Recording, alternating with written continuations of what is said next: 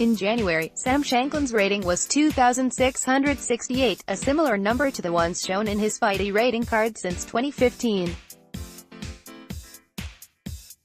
5 months later, he has already climbed to 2,727.2 and is now the 27th best-rated player in the world. Those who believe in superstitions might say this is a sign.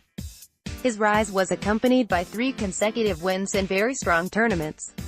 In April, Sam finished ahead of the Caruana-Nakamura-So trio to be proclaimed 2018 U.S. champion.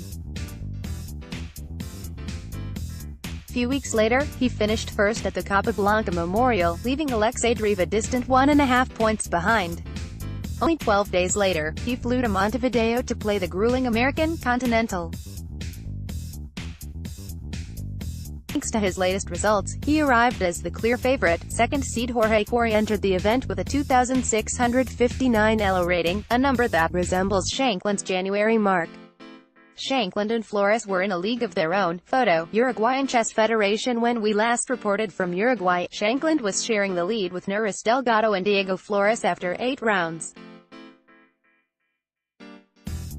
On Friday, the American was paired against Argentina's best-rated player, the always dangerous Sandro Marocco. The game was drawn in 26 moves. Meanwhile, Flores defeated Delgado after outplaying him positionally. In the penultimate round, one of America's strongest young talents, Jeffrey Chang, had white against Shankland. They had drawn rather quickly in this year's U.S. Championship, but Saturday's game followed a very different script. In a sharp Sicilian, Sam went for a typical exchange sacrifice, 16, Rx c3, black to move. The decision was approved by the computer, but there was still a long road ahead. Shankland, however, proved his technical prowess once again and, despite being an exchange down, used his bishop pair to get an overwhelming advantage. Chang did not resign quickly, but had to accept defeat on move 41. When Black's 5 connected passed pawns started to move forward, Chang resigned. Flores drew Robert Hungaski in round 8, so Sam caught him in the lead before Sunday's last round. Both players were paired against IMs about 200 points lower rated than them.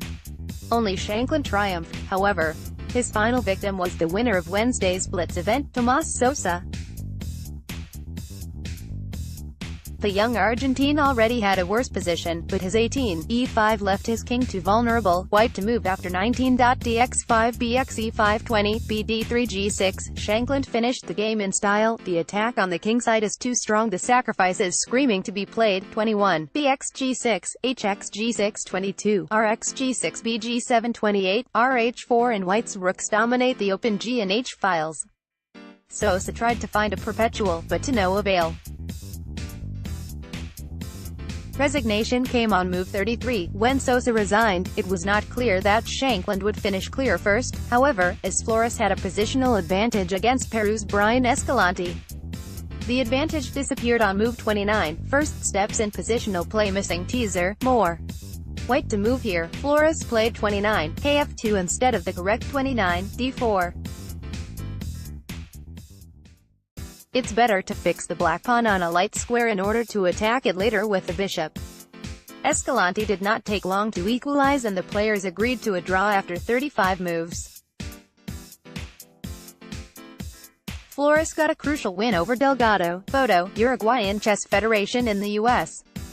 Championship. Fabiano Caruana had a great performance, but Shankland's was almost too good to be true. Flores found himself in a similar situation in Montevideo, as his 7 wins in 11 rounds were not enough to finish ahead of Sam. Nonetheless, the player from Junin had a great tournament. The World Cup spots. Shankland and Flores grabbed 2 of the 4 World Cup spots offered in the tournament. They will both travel to Batumi next year. Sooner than that, however, they will play in this year's Olympiad, where the U.S. team will add even more power to its very strong lineup.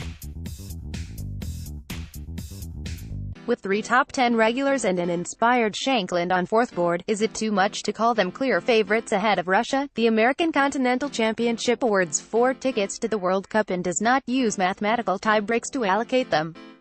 Thus, the 7 players that tied on 8/11s are playing a single round robin with a 15-10 time control to decide who gets the cherished spots. The contenders are Jorge Corey, Emilio Cordova, Kevin Corey and Brian Escalante from Peru, Sandro Marreco from Argentina, Pablo Salinas from Chile, and Robert Hungowski from the United States. The drawing of lots before the playoff. Photo, Uruguayan Chess Federation. We will update this article later to announce the 2 winners. Final standings, top 20, all games links, official website. 3 leaders in American Continental Championship.